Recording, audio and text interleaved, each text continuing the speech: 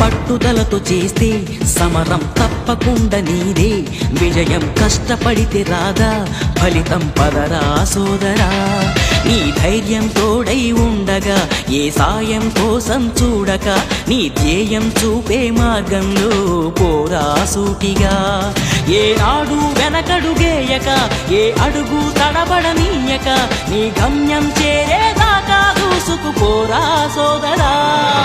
పట్టుదలతో చేస్తే సమరం తప్పకుండా నీదే, విజయం కష్టపడితే రాదా ఫలితం పదరా సోదరా.